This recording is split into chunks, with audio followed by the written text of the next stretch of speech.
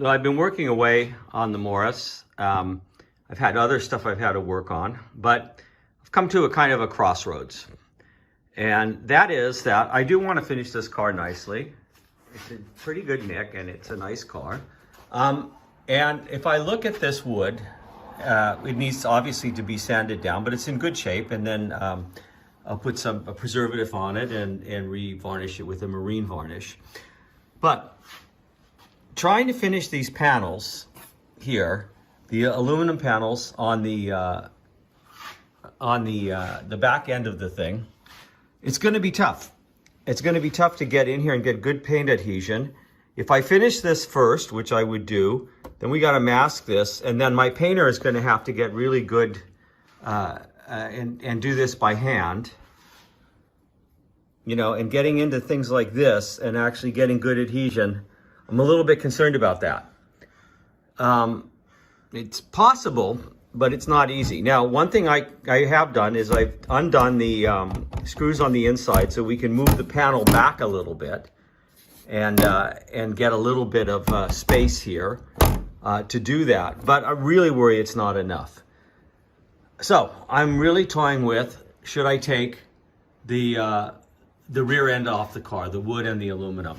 And it's not that big of a deal, but it is a deal. There are 3 big screws here on the wood that go through to the B-post, and there's captive nuts inside the B-post here. These actually were pretty loose, so that's one good thing, because sometimes the captive nuts can spin free or these can be jammed in there, and there's no problem there. What else do we have to do here? Well, you've got screws that hold the inner fender here to the wood, and they go through the aluminum. So you have to undo those, and they can be jammed. But again, these actually were very loose, and well, they easy to get out, and so I can release that. I've already taken all the carriage bolts and things out of the back because I'm replacing the rear wood that went across here. And so that's already done. And I'm going to have to undo these anyway. The reason being is to get the wood in there, I've got to be able to move these apart. And so I was going to be having to undo this and then slightly stretch them. But anyway, the rear end of this thing is now free. The final thing that we need to do is underneath this carpeting, which someone put in here, there's a series of bolts, and you can see them up there, that go through the wood frame into the metal of the cab.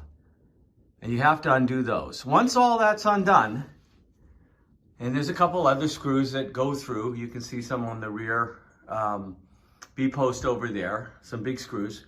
Once that's all done, this thing lifts off, and maybe you have 2-3 people can lift it off, brace the back because the door's gone, so we brace that, and take it off. And then once that's off, you can remove those aluminum panels and do it properly.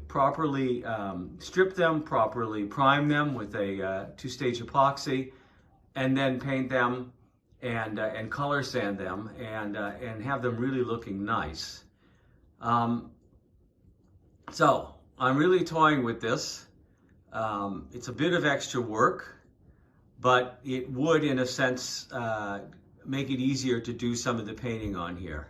So I have to think about it, but I thought I would just share a little bit about how you pop off the rear end here, and the wood and the aluminum panels and the roof from the Morris Minor.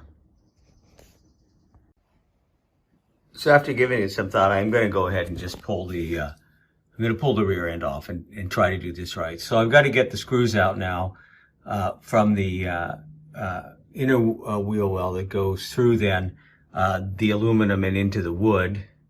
And I don't want to have weight on them, make it more difficult. So I'm going to get those out first, and then I'll tackle the screws up front and the bolts that go through the roof and hold this thing on. It's going to take 2 or 3 people to lift it off. Main thing is then you got to store it someplace, and that's the next thing. But I think it's the way to do it. So I hand loosened all of these, and they were pretty loose, and so I can then use electronic means to get them out rather quickly. So I know they can be tough, and sometimes you have to grind them off or whatever. These were no problem, but then again, the wood had been replaced at some point on this car, so maybe not so surprising. So all the screws that hold the inner fender to the aluminum panels and to the wood all came out really easily on both sides, which is great. Something I should mention, it can be harder, is that when you're doing this, you also have to take the rear fender, the rear wing off the car. And I had already taken them off because I'm going to, it's just easier to block them and to paint them and to color sand them. And also I wanted to replace the, the beading here. It's been, oversprayed, and I want to get something that'll match better the color that the car is going to go back to, which is the teal blue. And these were actually pretty good. So my inner fenders were nice on the car. The wings were nice. The fenders were nice on the car. And I removed them already. And they came off easily. They're bolted into the wood. And I didn't have any problems. Sometimes they're so rusted they just fall off when you pull them.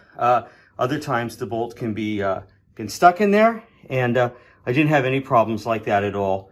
And then the beading here, that's been stapled or tacked into the wood, and that'll come off. And when I fit the repainted wings, because I'm going to use the original wings, they're in good shape. When I fit them, I'll be putting a new beading in there. But that's something else which, fortunately, I've already done because I wanted to take the fenders off to work on them and finish them. So we'll continue on with this. Now, the other thing to mention is to get the wood off, you've got either a couple of large screws or a couple of bolts that run through the wood here into the B-post. And you have to pull, obviously, your rear windows and the channels, and there's usually some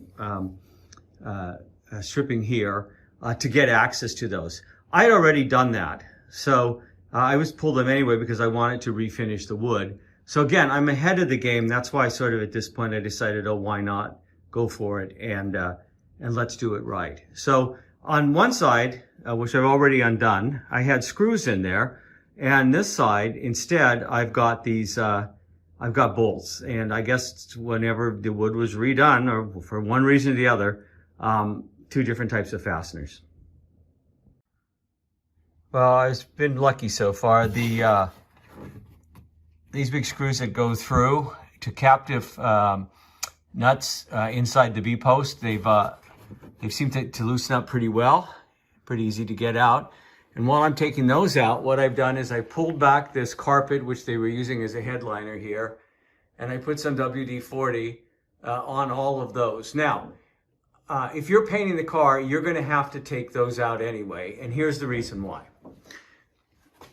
Up here is is a rubber seal between the steel of the cab and the aluminum, which is the roof of the back end of the Traveler. And if you're painting the car, you're going to want to get that out of there and put a fresh one in and make sure that you've got good paint adhesion. You can see in this case what they did is they just painted over the top of it.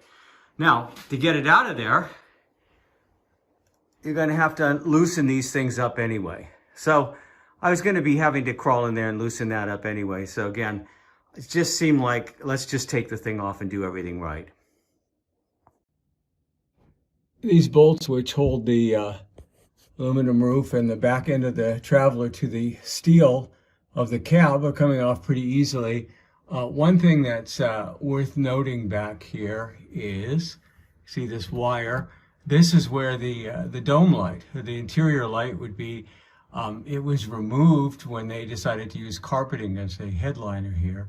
And but it was in the set of parts that came with the car, so I do have it. But anyway, that's where that should go.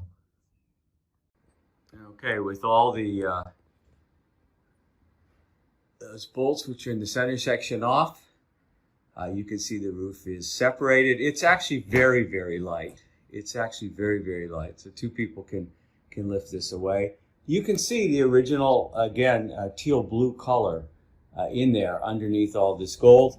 And of course, there's a rubber strip here that is a weather strip between the two pieces.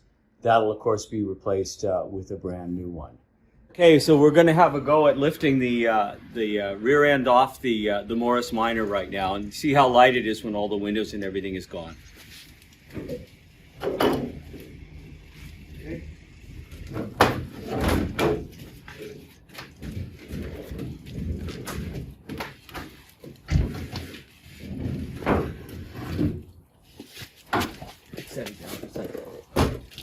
So you can see it's a relatively easy two-person job and a pretty compact thing. This will allow us to get the aluminum panels off it and then to really redo the wood right.